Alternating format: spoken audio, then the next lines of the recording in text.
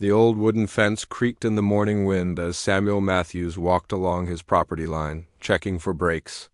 His boots crunched through the frost-covered grass, leaving a trail behind him in the white field. The sun was just coming up over the mountains, painting the sky orange and pink, but Samuel barely noticed the beauty anymore. He had work to do. His cattle were already awake, some of them calling out as they saw him approaching with feed. Samuel had been doing this same routine every morning for 15 years now. Get up before dawn, check the animals, fix whatever was broken, and try to keep the ranch running. It was a simple life, but it wasn't an easy one. The nearest neighbor lived 12 miles away, and the closest town was 3 hours down a winding dirt road that became nearly impossible to drive in winter. Most people would go crazy living this far from civilization, but Samuel preferred it this way. Out here, nobody asked questions. Nobody wanted to talk about feelings or the past. The cattle didn't care that he sometimes went days without speaking a single word out loud. Samuel had bought this ranch when he was 32 years old, full of dreams and plans. Back then, he had a wife named Catherine who loved the idea of living off the land. She would plant gardens and talk about raising their children in the clean mountain air, away from the noise and pollution of the city. Their son Tommy was just 5 years old when they moved here, excited about having his own horse and learning to be a real cowboy. Those had been good years. Catherine would wake up early with Samuel, making coffee and breakfast while he prepared for the day's work. Tommy would follow him around the ranch, asking a million questions about everything. Why do cows eat grass all day? How do you know when a fence needs fixing? Can I help you feed the horses? Samuel had been patient then, happy to teach his boy everything he knew about ranch life, but life has a way of changing when you least expect it. Catherine got sick when Tommy was 12. It started small, just feeling tired all the time. Then came the doctor visits, the tests, the worried conversations late at night when they thought Tommy was asleep. The cancer spread fast, faster than anyone expected.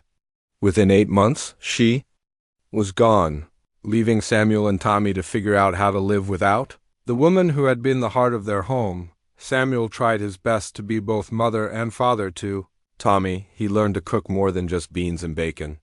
He helped with homework and drove the long distance to town for school events. Tommy was a tough kid, and they managed to find their rhythm together. They would work the ranch side by side, and in the evenings they would sit on the porch talking about Catherine and sharing memories. Tommy grew into a fine young man, strong and capable. He could rope a calf as well as any cowboy and had a natural way with horses that Samuel envied. They talked about Tommy taking over the ranch someday, maybe expanding it or trying new things. The future seemed possible again. Then came that terrible day when Tommy was 17. It was a spring morning, much like any other. Tommy had gone out early to check on a horse that had been limping. Samuel was fixing the roof on the barn when he heard the noise, a sound that would haunt him forever. Tommy's horse had spooked at something, maybe a snake or a sudden noise. The fall wasn't even that bad, but Tommy landed wrong. His neck snapped instantly. Samuel found his son 20 minutes later, lying still in the pasture while his horse grazed. Nearby, calm again, as if nothing had happened.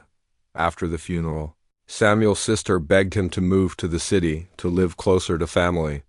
His few friends suggested he sell the ranch and start over somewhere new, but Samuel couldn't leave.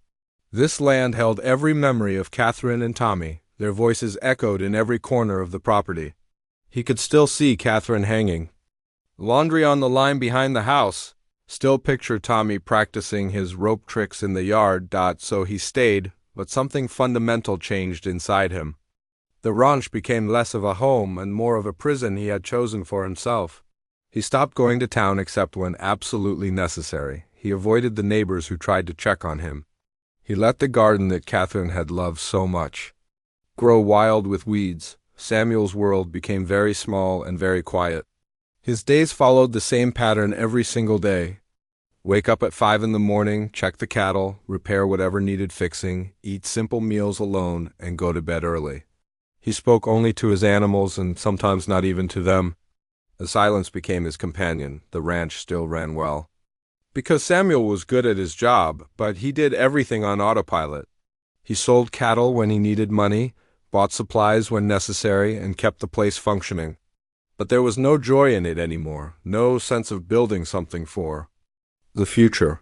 He was just going through the motions day after day.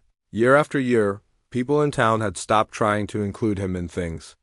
At first, they had invited him to church dinners and community events, understanding that he was grieving.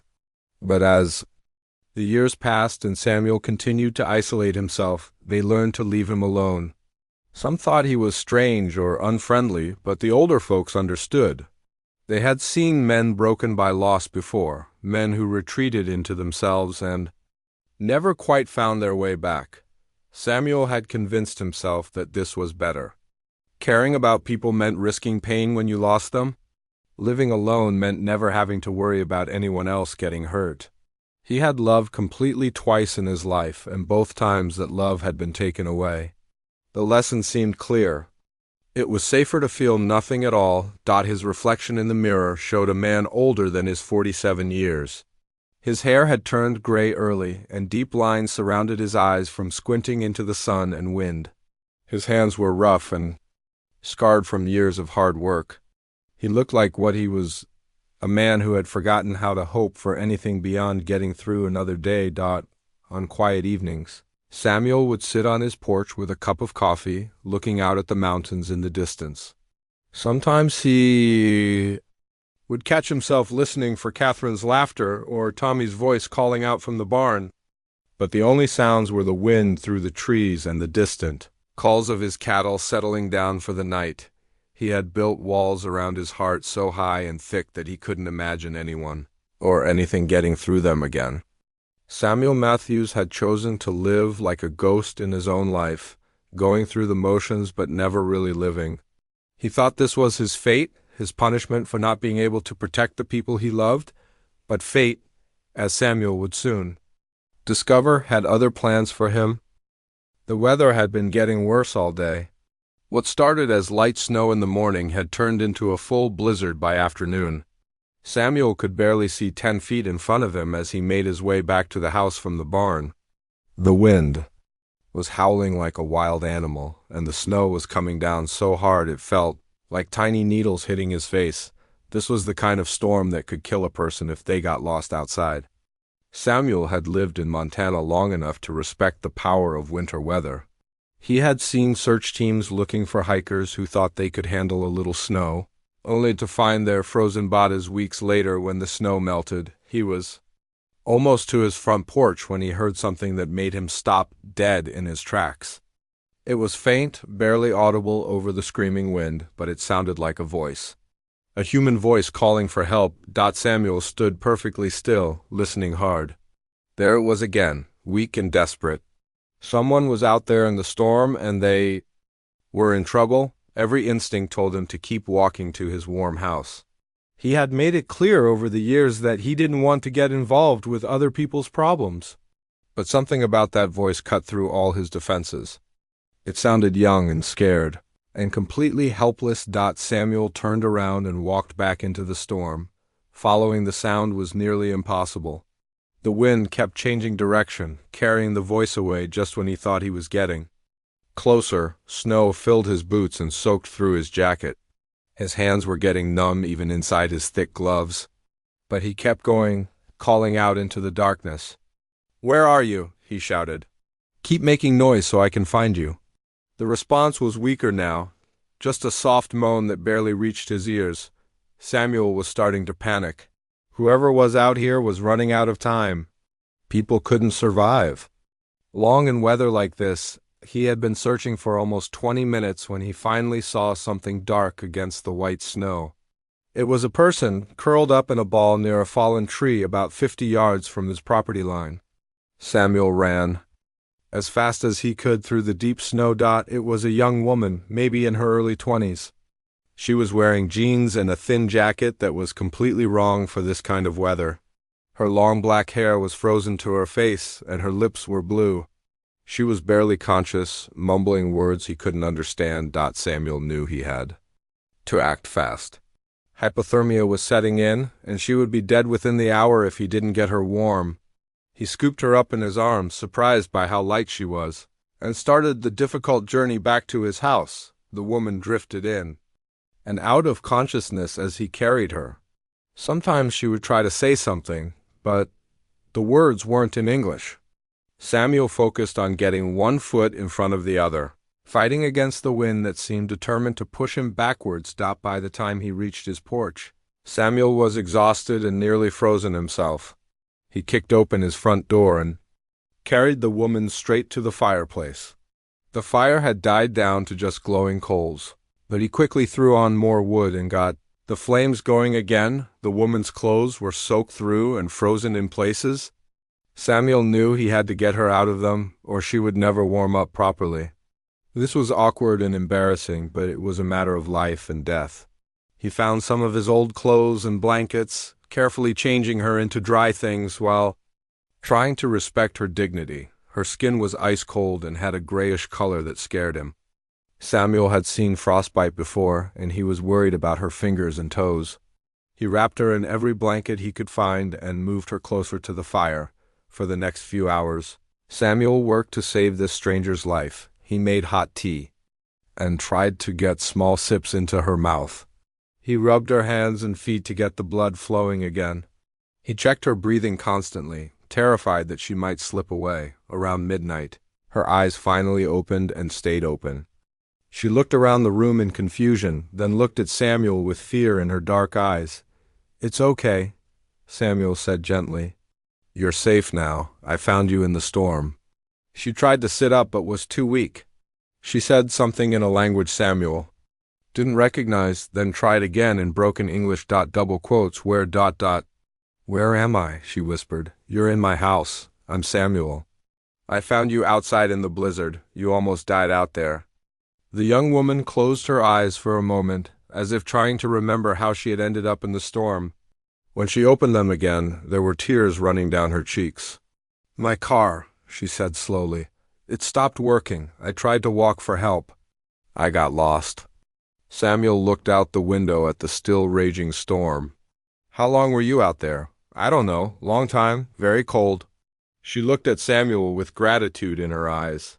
"You saved my life?" Samuel felt uncomfortable with her thanks.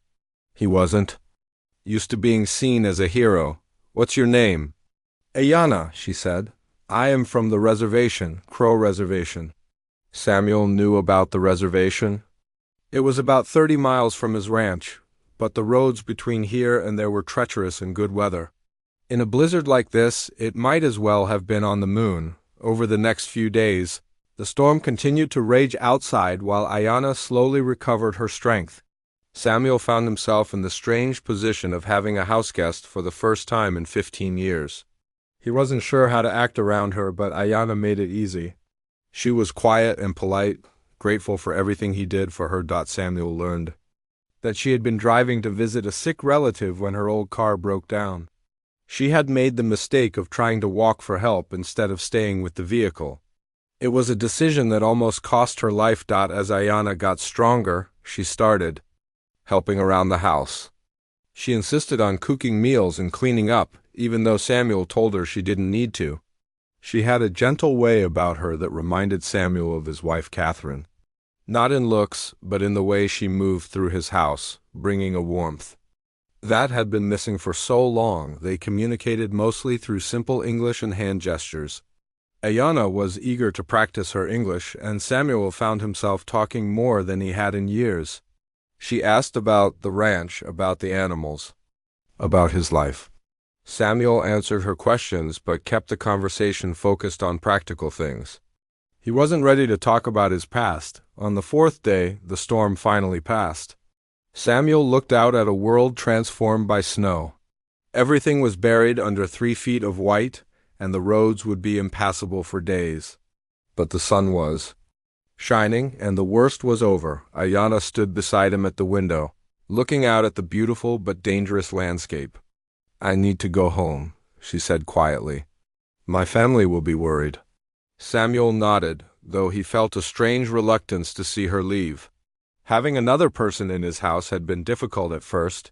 But now the thought of returning to complete silence seemed almost unbearable.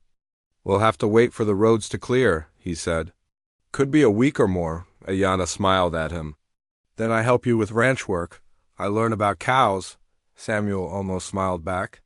This young woman who had nearly died in his front yard was now offering to help him with chores.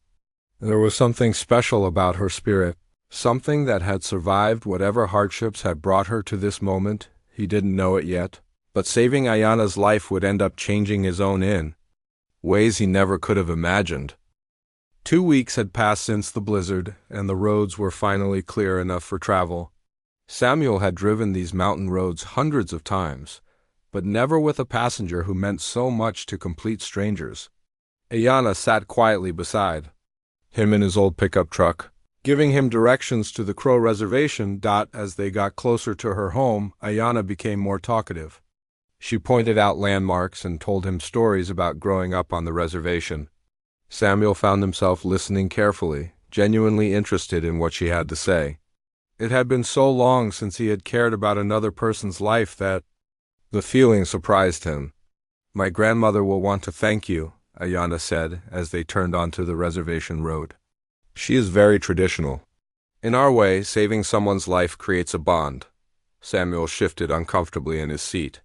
"I don't need any thanks. I just did what anyone would do."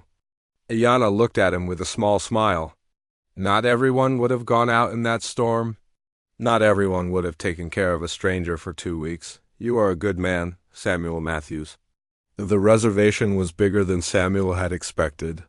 There were modern houses mixed with older buildings, a school, a small hospital, and what looked like a community center. People stopped what they were doing to wave at Ayana as they drove past.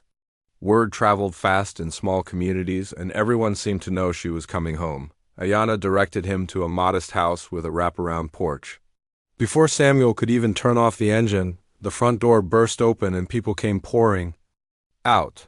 An elderly woman who had to be Ayana's grandmother reached the truck first, tears streaming down her weathered face. The reunion was emotional and beautiful to watch. Family members hugged Ayana and cried with relief. Samuel stood awkwardly beside his truck, feeling like an outsider witnessing something private and sacred. Then Ayana's grandmother walked over to him. She was a small woman, but she carried herself with dignity and strength. Her gray hair was braided down her back, and her dark eyes seemed to see right through Samuel's carefully built walls. She spoke to him in Crow, her voice serious and formal. Ayana translated. "She says you gave her granddaughter life twice. Once, when you pulled her from the storm, and again when you nursed her back to health. She says she will never forget this kindness." Samuel felt his face getting red. "Tell her it was nothing special. Anyone would have done the same thing." When Ayana translated his words, the grandmother shook her head firmly and spoke again. "She says you are wrong. Many people would have stayed inside where it was warm. Many people would have called for help instead of caring for her themselves. You opened your home and your heart to a stranger. This is not nothing." More family members gathered around them. Word was spreading through the reservation that the man who saved Ayana had brought her home. Samuel found himself shaking hands with cousins and uncles and friends, all of them wanting to thank him personally. An hour later, Samuel was sitting in the community center surrounded by what seemed like half the reservation. Someone had called an impromptu gathering to honor him, and food had appeared from nowhere. Samuel had never been comfortable being the center of attention. But these people wouldn't take no for an answer? That's when Chief Standing Bear arrived? Samuel had heard of the chief but never met him. He was a man in his 60s with silver hair and the bearing of someone used to leadership. When he entered the room, conversation stopped and people stepped aside respectfully. The chief walked directly to Samuel and extended his hand. His grip was firm and his eyes were intense. "Mr. Matthews," he said in perfect English, "I am Chief Standing Bear. I understand we owe you a debt that can never be fully repaid." Samuel stood up quickly, feeling even more uncomfortable. "Really? Chief, you don't owe me anything. I just helped someone who was in trouble. That's what neighbors do." The chief studied Samuel's face for a long moment. You call us neighbors, though you have lived near our lands for 15 years, and this is the first time we meet. Why is that? The question caught Samuel off guard. He had no good answer except the truth. I keep to myself mostly. After my family died, I found it easier to be alone. Something shifted in the chief's expression. Understanding, maybe, or recognition of shared pain. Loss can make a man build walls, the chief said quietly. But sometimes those walls become a prison. Samuel felt like this stranger was reading his soul. I'm managing fine on my own. Sure you are, the chief replied. But management is not the same as living. The chief then addressed the room in Crow, speaking for several minutes while people listened intently. Samuel caught Ayana's name several times, and his own, but couldn't understand anything else. When the chief finished speaking, he turned back to Samuel. I have told my people that you are now considered a friend of the Crow Nation. You will always be welcome here, and if you ever need help, you need only ask. Samuel was moved despite himself. That's very generous, but really not necessary. It is necessary, the chief said firmly. In our culture, there are debts that must be paid. You saved one of our daughters when she was lost and dying. This creates an obligation that goes beyond simple gratitude. An elderly man standing nearby spoke up in English. Chief, tell him about the old ways, about how such debts were honored. The chief nodded. In the old times, when someone saved a life as you have done, the saved person's family would offer their most precious possessions to the savior. Horses, weapons, even family members in marriage. The debt was sacred and had to be acknowledged. Properly, Samuel held up his hands. I appreciate the thought, but I don't want anything. Knowing Ayana is safe and back with her family is enough for me. But it is not enough for us, the chief said. You must understand, Mr. Matthews, Ayana is like a daughter to me. Her parents died when she was young, and I helped raise her. When she disappeared in that storm, we thought we had lost her forever. You gave her back to us. How do we repay such a gift? Samuel looked around the room at all the faces watching him. These people genuinely wanted to give him something valuable, to show their gratitude. But what could they possibly have that he needed? The knowledge that she's alive and well is payment enough, Samuel said. Honestly. The chief was quiet for a moment, then spoke to some of the tribal elders in Crow. There was a brief discussion before he turned back to Samuel. We will respect your wishes for now, the chief said. But please understand that this debt will not be forgotten. When the time comes that you need something from us, anything at all, you must let us help you. This is our way.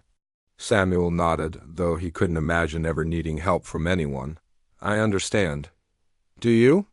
The chief asked.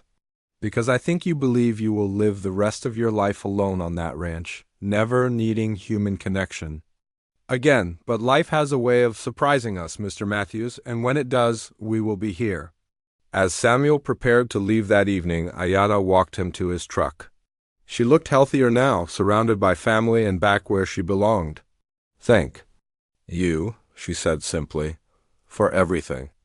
Take care of yourself, Samuel replied. And maybe stay home during blizzards, Ayana laughed. I will, but Samuel? Chief Standing Bear is a wise man. When he says the tribe owes you a debt, he means it. Don't be too proud to accept help if you need it someday. As Samuel drove home through the darkness, he thought about the chief's words. The old man seemed to see something in Samuel's future that Samuel himself couldn't imagine. What could these people possibly give him that would matter? He was about to find out that some debts get repaid in ways no one expects. 3 months had passed since Samuel returned Ayana to her people. Life had settled back into its familiar rhythm of solitude and routine work. The brief interruption of human contact felt almost like a dream now. Samuel had convinced himself that his moment of heroism was behind him, just a strange chapter in an otherwise predictable story he was fixing a broken water pipe behind his barn when he heard the sound of vehicles coming up his long driveway. Samuel rarely had visitors, and never without warning. He set down his wrench and walked around to the front of his property to see who was coming. 3 trucks were making their way slowly up the dirt road, kicking up clouds of dust in the afternoon sun. Samuel's first thought was that something might be wrong with Ayanna, that maybe her family was coming to tell him bad news. His heart started beating faster as the vehicles got closer. The lead truck stopped near his porch, and Samuel was surprised to see Chief Standing Bear step out of the passenger seat. The chief was dressed formally in traditional clothing, a beaded vest over a white shirt and dark pants. Behind him, other tribal members emerged from the trucks, all dressed with similar formality, but what caught Samuel's attention most were the 2 small figures that climbed out of the second truck. 2 young girls, one slightly taller than the other, both with long black hair and serious expressions. They stayed close to the adults. Looking around Samuel's ranch with curious but cautious eyes, Chief Standing Bear approached Samuel with the same dignified bearing he had shown at the reservation. "Mr. Matthews," he said, offering his hand. "Thank you for allowing us to visit your home." Samuel shook the chief's hand, confused. "Of course, but I have to admit I'm surprised to see you. Is everything all right? Is Ayanna okay?" "Ayanna is well," the chief assured him. "But we have come on different business today. Important business that concerns the debt we spoke of 3 months ago." An older woman stepped forward, and Samuel recognized her as the tribal interpreter who had been at the community center. "Chief Standing Bear has asked me to come today to help with translation," she said. "What we have to discuss is too important to risk any misunderstanding." Samuel felt a growing sense of unease. What kind of business? Instead of answering immediately, Chief Standing Bear gestured toward the 2 girls. "Mr. Matthews, I would like you to meet Nayeli and Ciala. They are sisters, ages 10 and 8. The girls stepped forward when they heard their names. The older one, Nayeli, met Samuel's eyes directly, while her younger sister stayed slightly behind her, peeking out shyly. "Hello," Nayeli said in clear English. Her sister whispered something that sounded like a greeting. Samuel crouched down to their level. "Hello there." "I'm Samuel. It's nice to meet you both." Ciala, the younger girl, smiled at him, then whispered something to her sister in Croat. Nayeli translated. "She says you look like the cowboys in the movies." Despite his confusion about why these children were here, Samuel found himself smiling. "Well, I suppose I am a kind of cowboy. I have cattle and horses." Chief Standing Bear watched this interaction carefully. "The girls have had a difficult time recently, Mr. Matthews. Perhaps we could sit and talk more comfortably?" Samuel gestured toward his porch. "Of course. Can I get anyone some water or coffee?" As the adults settled into the old chairs. On Samuel's porch, the 2 girls sat on the steps, still staying close together. Samuel noticed they held hands, and there was something protective in the way the older sister positioned herself slightly in front of the younger one, Chief Standing Bear began speaking slowly and formally. 3 months ago, Mr. Matthews, I told you that our people owed you a debt for saving Ayanna's life. You said you wanted nothing in return, but I explained that some debts must be repaid according to our traditions." Samuel nodded. "I remember. But really, Chief, I still don't need anything." "Perhaps not," the chief replied. "But these children do, and perhaps, though you don't realize it yet, you do as well." The interpreter leaned forward. "Mr. Matthews, what the chief is about to tell you may come as a shock. Please listen to the whole story before you respond." Samuel felt his stomach tighten. "All right." Chief Standing Bear looked at the 2 girls, then back at Samuel. "Nayeli and Ciala lost their parents 6 weeks ago in a car accident. They were traveling to visit family in Billings when a drunk driver hit them. Their parents died instantly. The girls survived, but they have no other family to care for them."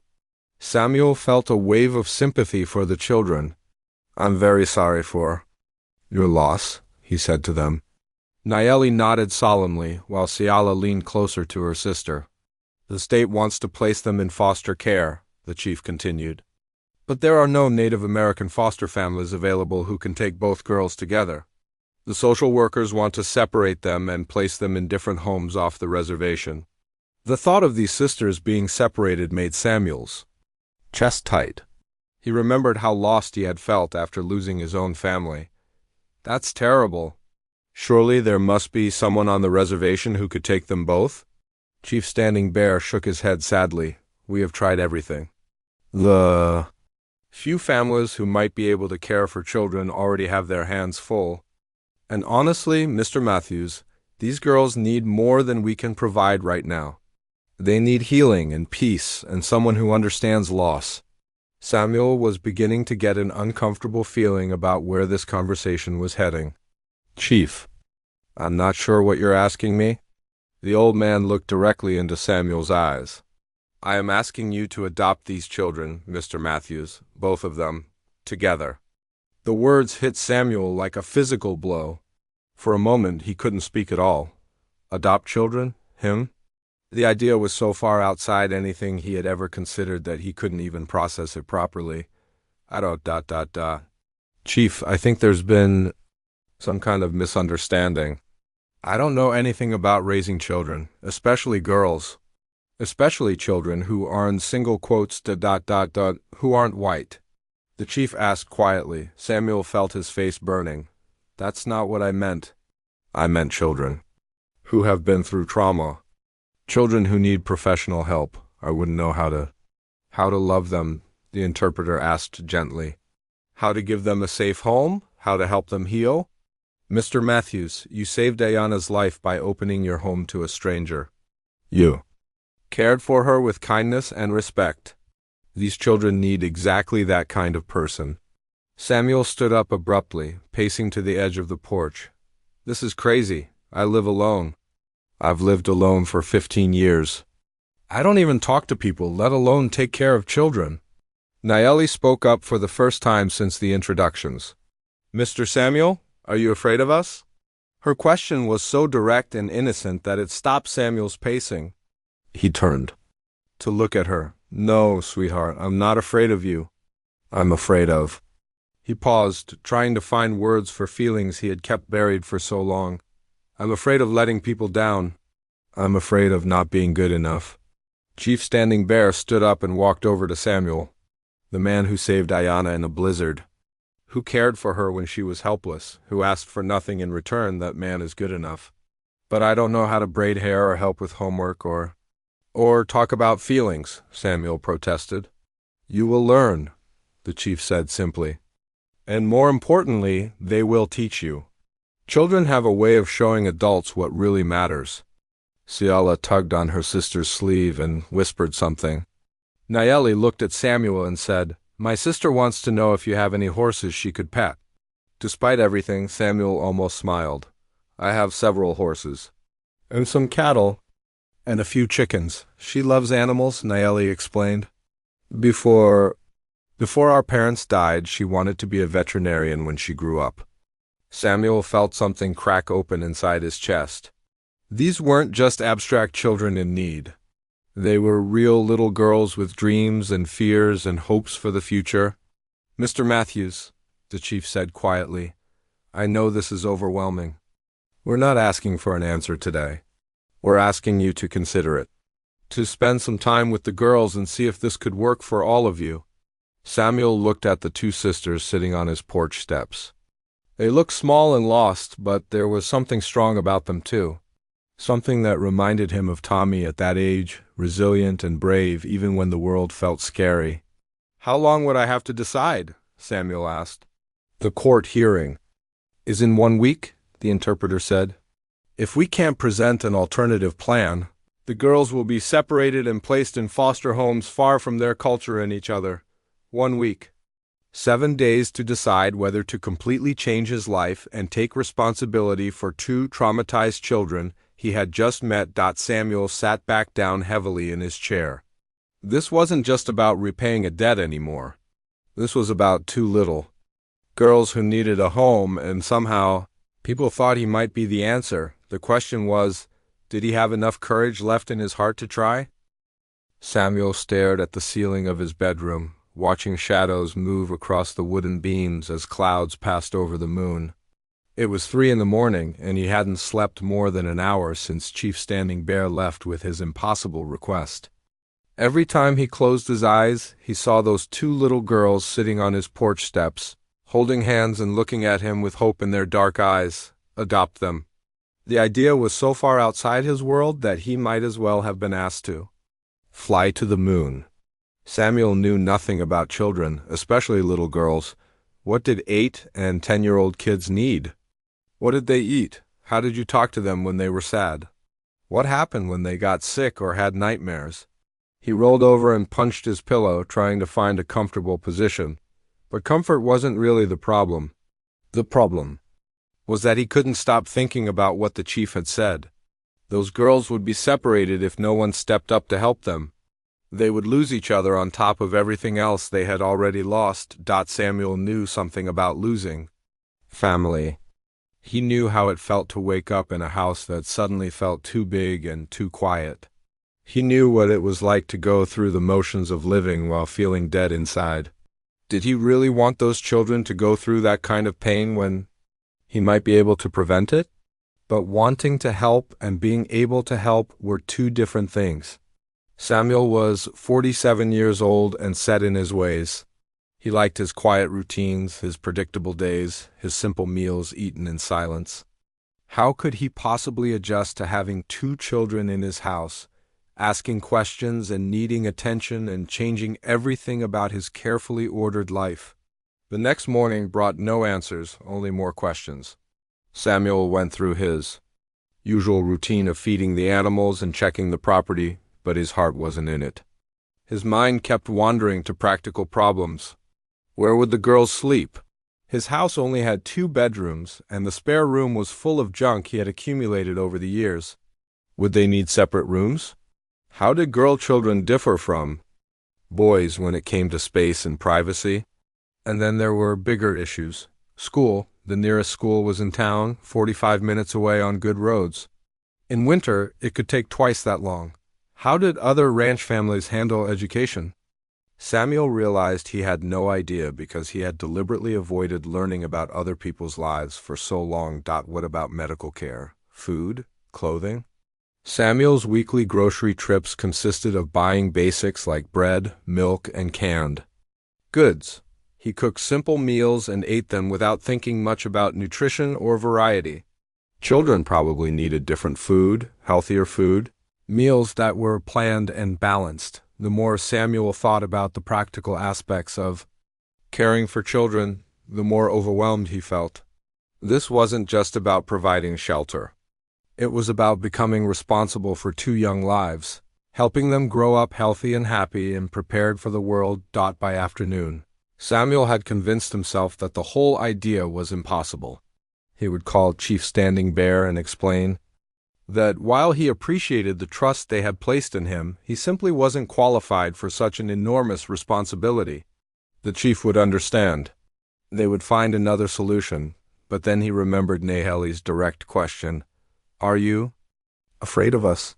The year-old had seen right through his excuses to the real problem.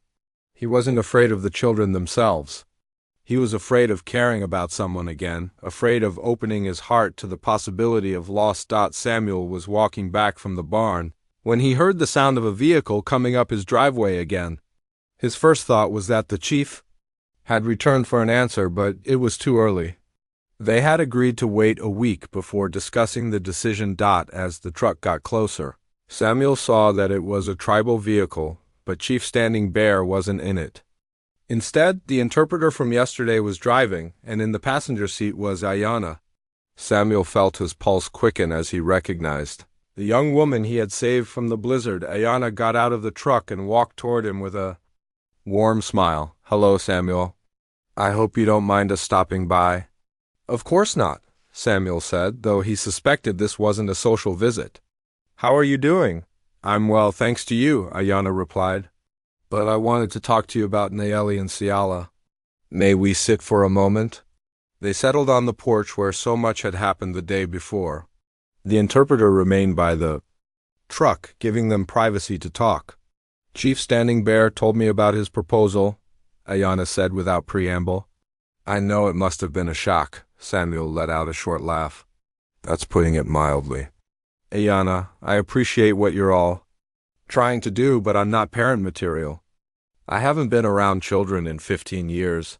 Neither had I until recently, Ayana said. But I've been helping to care for Nayeli and Ciala since their parents died. They're remarkable girls, Samuel. Strong and smart and braver than anyone. Should have to be at their age. I'm sure they are, Samuel said. But that doesn't mean I'm the right person to raise them. They need someone who knows what they're doing. Someone who understands their culture. Someone who can give them what they need. Ayana studied his face carefully. What do you think they need most? The question caught Samuel off guard. Well, stability, education, someone who can help them deal with their grief, professional help, probably. Those things are important, Ayana agreed. But do you know what Nayeli told me last night after they met you? Samuel shook his head. She said you look sad, just like she feels inside. She said maybe if you took care of each other, you could both feel less sad. The simple wisdom of a 10-year-old hit Samuel harder than any argument the adults had made. Children often saw truths that grown-ups missed. She also said you have kind eyes, Ayana continued. And Ciala hasn't stopped talking about your horses. She wants to know if they have names and if they like to be brushed and if she could help feed them. Samuel felt his resistance wavering. But I don't know anything about raising girls? I don't know about hair and clothes and girl things, Ayana smiled. Samuel, you don't have to know everything right away. Children are more resilient than you think. What they need most is someone who cares about them, someone who will keep them safe and help them feel like they belong somewhere. What if I mess it up? Samuel asked quietly. What if I can't give them what they need? What if I let them down the way I let my own family down? How did you let your family down? Ayana asked gently. Samuel was quiet for a long moment. I couldn't protect them. I couldn't save them. You couldn't save them from illness and accidents, Ayana said. But you loved them while they were here. You gave them good lives. That's what parents do, Samuel. They love their children and do their best to prepare them for whatever comes. You can't control everything else. They sat in comfortable silence for a while, watching the horses graze in the distant pasture. Finally, Ayana spoke again. The chief asked me to give you a message. He said that if you decide to do this, you won't be alone. The tribe will help you. We'll teach you about the girls' culture, help with school registration, provide support when you need it. You won't have to figure everything out by yourself. Samuel felt something shift inside his chest. Maybe this impossible idea wasn't quite as impossible as he had thought. There's something else, Ayana said. The chief would like you to spend some time with the girls before you make your final decision. Not as a trial run, exactly, but so you can all get to know each other better. Would you be willing to have them stay here for a few days? Samuel's immediate instinct was to say no.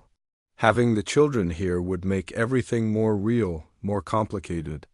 But he found himself nodding instead. When? He asked. Tomorrow. If you're willing. I would stay too, to help with the transition and answer any questions. We could see how everyone feels after a few days together. Samuel looked out at his quiet, orderly ranch and tried to imagine it filled with the sounds of children. The thought terrified him, but it also stirred something he hadn't felt in years, something that might have been hope. All right, he said finally. Let's try it. Ayana's smile was brilliant. I think this could be the beginning of something wonderful. Samuel, for all of you. As Samuel watched her drive away, he wondered what he had just gotten himself into.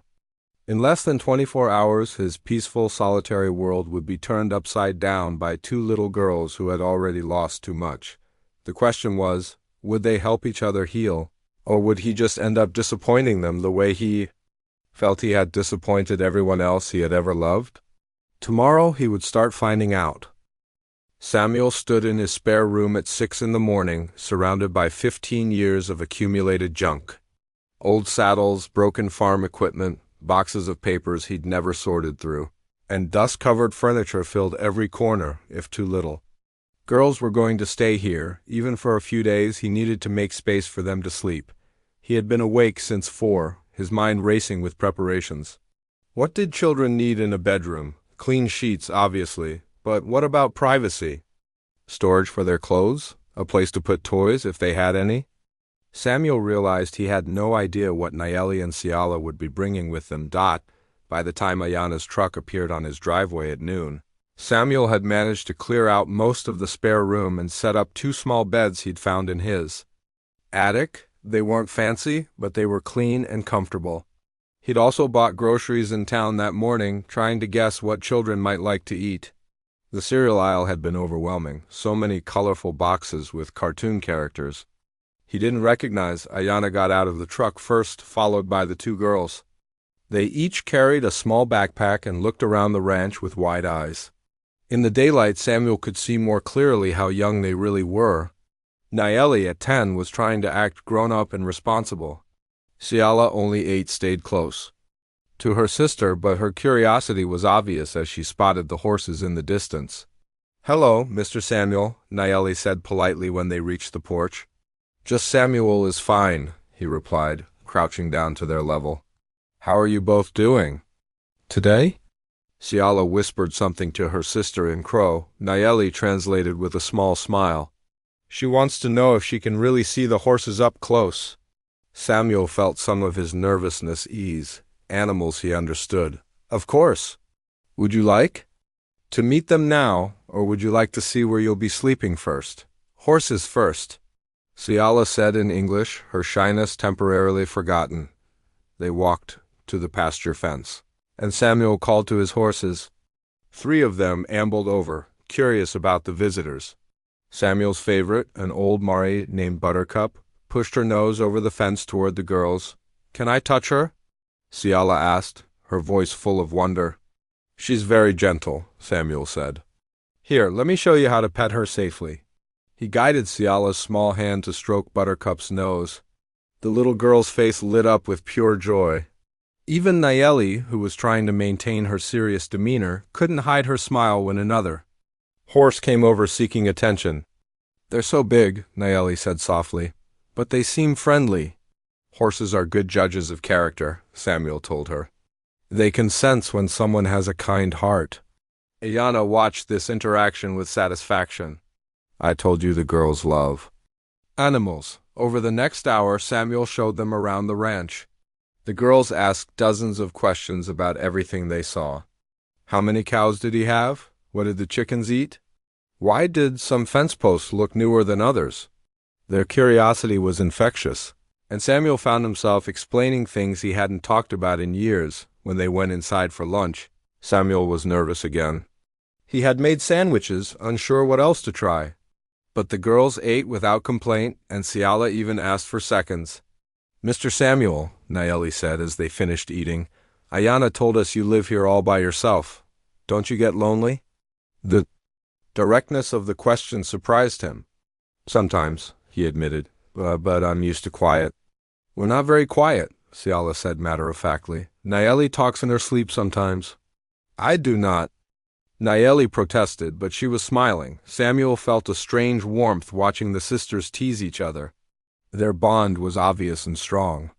The idea of anyone separating them seemed even more wrong now that he'd seen them together. That evening, Ayana helped the girls get settled in their temporary room.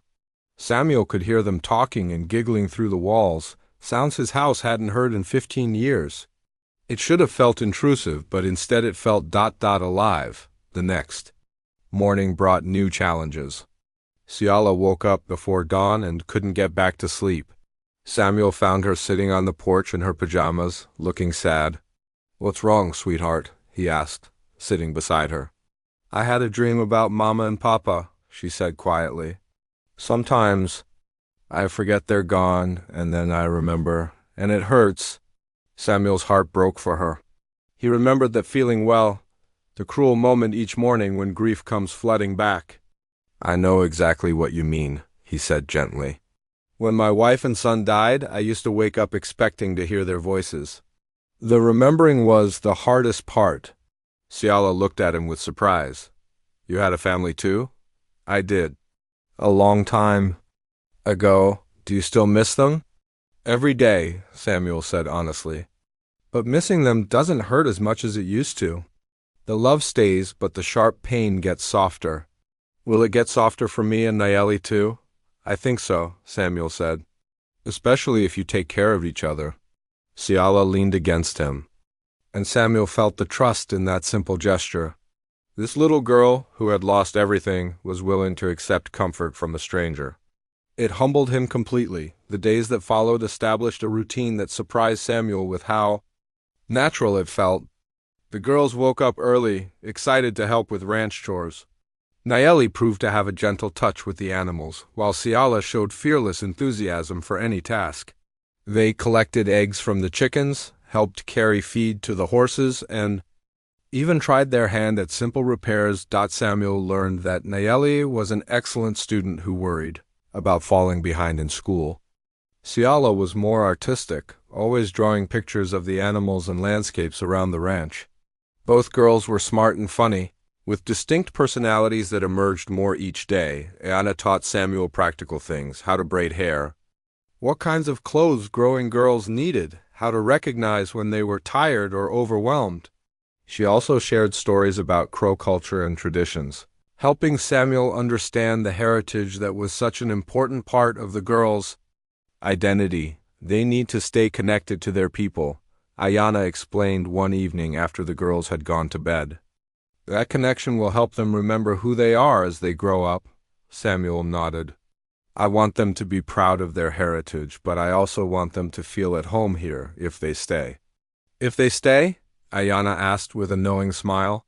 Samuel, look at yourself. Look at how you've changed in just 4 days. Samuel thought about it. She was right.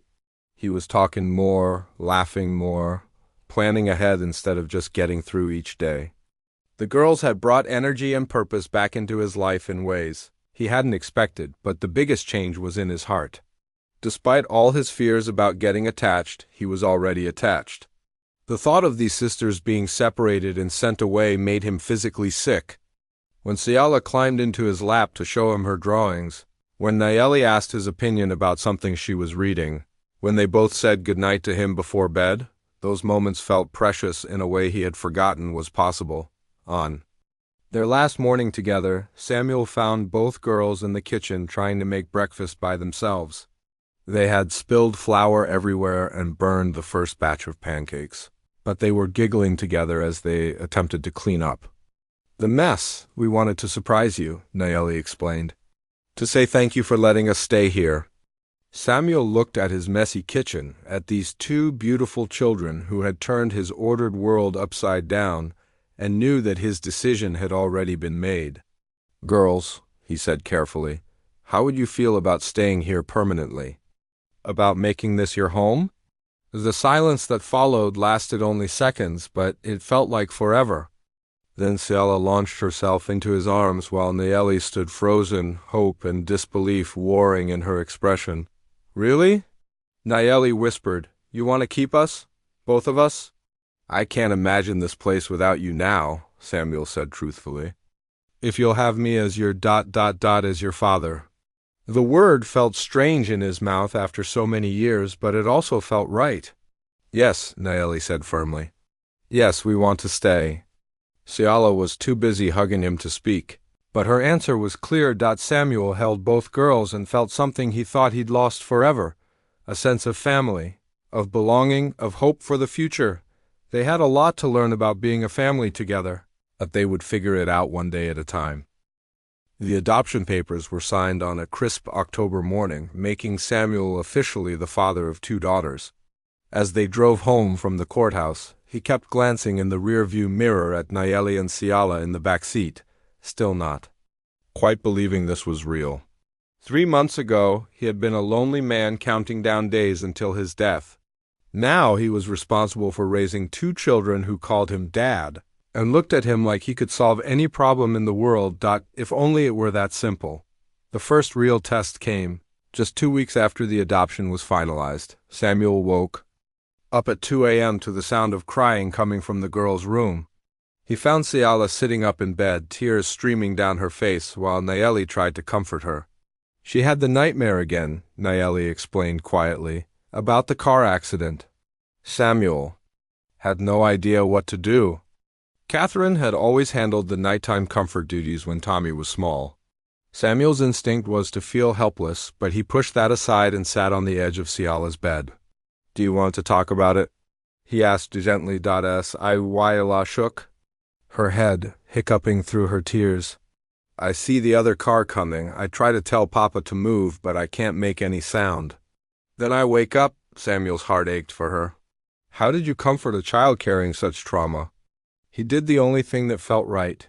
He held her until the crying stopped and stayed until she fell back asleep, but the nightmares didn't stop. They came 2 or 3 times a week, sometimes affecting Nayeli too. Samuel learned to recognize the signs: restless sleeping, talking in their sleep, waking up confused and scared.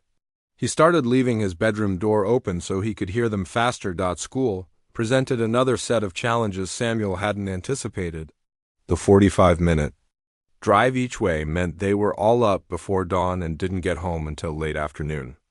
Nayeli worried constantly about her grades, pushing herself to be perfect in every subject. Siala struggled with reading and felt embarrassed when other kids had to help her. "I'm stupid," Siala announced one evening after a particularly difficult homework session. "You are not stupid," Samuel said firmly. "You're 8 years old and you're learning in a language that isn't your first language. That makes you brave, not stupid." But building her confidence was an ongoing battle. Samuel found himself spending hours each night helping with homework, learning alongside the girls as they worked through math problems and reading assignments. The cultural challenges were equally complex. The girls spoke Crow at home with each other, and Samuel encouraged this, but he worried about them losing touch with their heritage. Every few weeks, they would visit the reservation, attending tribal events and spending time with Ayana and other community members. During one of these visits, an elderly tribal member pulled Samuel aside. "You're doing good work with those girls," the man said. "But don't try to make them into something they're not. They need to know where they come from." Samuel nodded, but privately he wondered if he was doing enough. Were the girls losing their identity by living with him? Should he be doing more to preserve their connection to Crow culture? Winter brought its own set of problems. The road to school became treacherous with ice and snow, sometimes impassable for days at a time. Samuel had to learn about homeschooling and how to keep the girls caught up when they missed classes. Then there was the day Nayeli came home from school with a black eye. "What happened?" Samuel asked, his protective instincts flaring immediately. "Some boys said mean things about us living with you," Nayeli said quietly. "They said we didn't belong with a white man. I told them you were our dad now, and they laughed, so I hit one of them." Samuel felt anger rising in his chest, but he forced himself to stay calm. "I'm proud of you for standing up for our family," he said, "but hitting isn't the answer. Let's talk to your teacher about this." The conversation with the school was awkward but necessary. Samuel realized that some people in the community didn't understand or approve of their unconventional family. But he also learned that many more people supported them and wanted to help. Siala's teacher, Mrs. Rodriguez, became an important ally. She worked extra time with Siala on her reading and helped Samuel understand how to support her learning at home. "These girls have been through trauma," Mrs. Rodriguez explained. "Sometimes that affects concentration and memory. Be patient with them. They're doing better than you might think." Spring brought new growth, both literal and figurative. The girls helped Samuel plant a garden, something he hadn't done since Catherine died. Siala discovered she had a talent for growing things, carefully tending her section of vegetables with the same attention she gave to her drawings. Nayeli joined the school's science club and came home excited about a project on animal behavior. "I want to study our horses," she announced, "for my presentation on how animals communicate." Samuel watched her enthusiasm and realized this was the first time either girl had talked about future plans with real excitement. They were beginning to see themselves as having a future, not just surviving each day, but growth came with growing pains. As the girls became more comfortable in their new life, they also became more willing to test boundaries. Siala went through a phase of refusing to do chores, claiming that real kids didn't have to work so hard. Nayeli began questioning Samuel's decisions about everything from bedtime to what they could watch on television. "You're not our real dad," Nayeli said during one particularly heated argument about homework. "You can't tell us what to do." The words hit Samuel like a physical blow. But after the hurt faded, he realized this was actually progress. Nayeli felt safe enough to express anger and test the stability of their relationship. She was acting like a normal kid with a normal parent. "You're right," Samuel said calmly. "I'm not your biological father. But I am your dad now, and dads have to make rules to keep their children safe and help them grow up strong."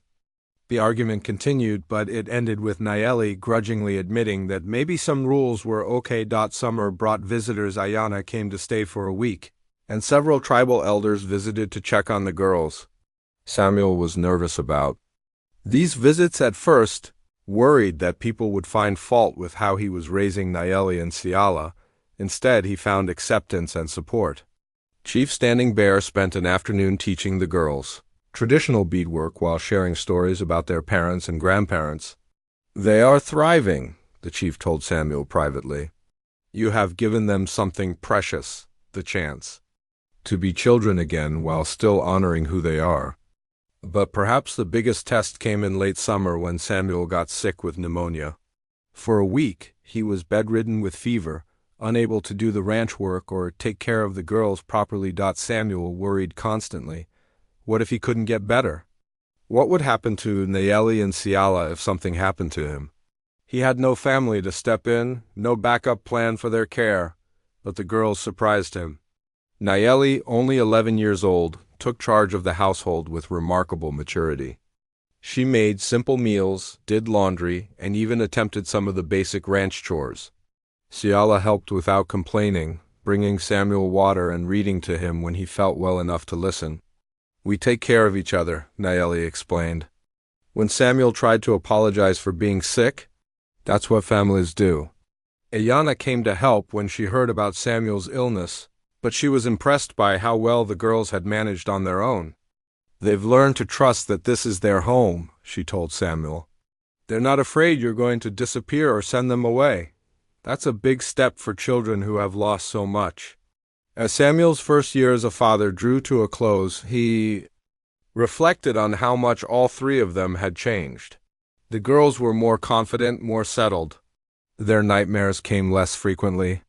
They talked about plans for next summer, next year, even distant dreams about what they wanted to be when they grew up. Samuel had changed too. He laughed more, worried less about small things, and looked forward to each day instead of just enduring it. The ranch felt like a home again, filled with voices and laughter and the comfortable chaos of family life. One evening, as they sat on the porch watching the sunset, Ciala climbed into Samuel's lap with a book. "Dad," she said, the word now coming, as naturally as breathing, "will you read to me?" Samuel took the book and looked at his daughters, Nayeli curled up in the next chair, Ciala warm and trusting in his arms. A year ago, he couldn't have imagined this moment. Now he couldn't imagine life without it. They still had challenges ahead. The girls would become teenagers eventually, with all the complications that would bring. There would be more tears, more arguments, more moments when Samuel would feel completely out of his depth, but they would face those challenges together as a family. And that made all the difference in the world. 5 years had passed since that snowy afternoon when Chief Standing Bear first brought 2 frightened little girls to Samuel's ranch. Now, as Samuel stood in the kitchen making breakfast, he could hear 15-year-old Nayeli practicing violin. Upstairs, and 13-year-old Ciala humming while she fed the chickens outside. The sounds that had once seemed so foreign in his quiet house now felt like the natural rhythm of home. "Dad!" Ciala called through the screen door. "Buttercup is being stubborn again. She won't come in from the pasture." Samuel smiled as he flipped. "Pancakes, did you try bribing her with carrots?" "Already tried that. I think she knows I have a math test today and she's trying to help me avoid school." "Smart horse," Samuel called back. "But you're smarter. You'll do fine on that test." Ciala had grown into a confident teenager, though she still struggled sometimes with math and science. Her artistic talents, however, had blossomed beyond anything Samuel could have imagined. The walls of their house were covered with her paintings of Montana landscapes, ranch animals, and scenes from reservation life. Several local businesses had even commissioned her work. Nayeli appeared in the kitchen, violin case in hand, her long hair neatly braided. At 15, she had developed into a serious young woman with a clear sense of purpose. Her grades were excellent, and she had her sights set on veterinary school. "Morning, Dad," she said, grabbing a piece of toast. "Don't forget I have orchestra practice after school today. And tomorrow is my interview at the animal clinic for the summer internship." Samuel felt a familiar surge of pride mixed with worry. His daughters were growing up so fast, becoming independent young women with their own dreams and goals. It was exactly what he wanted for them, but it also meant they would eventually leave home for college and careers. "I haven't forgotten," Samuel said. "Dr. Patterson said the internship could lead to a job through high school if you're interested." "I am," Nayeli said firmly. "I want all the experience I can get before college applications." Ciala burst through the door, having successfully coaxed Buttercup into the barn. "Are we still going to the reservation this weekend?" Ayana said. "There's a traditional arts festival, and she thinks I should enter some of my paintings." "Of course we're going," Samuel said. "We never miss the festivals." This was true. Over the years, Samuel had become a regular presence at tribal events.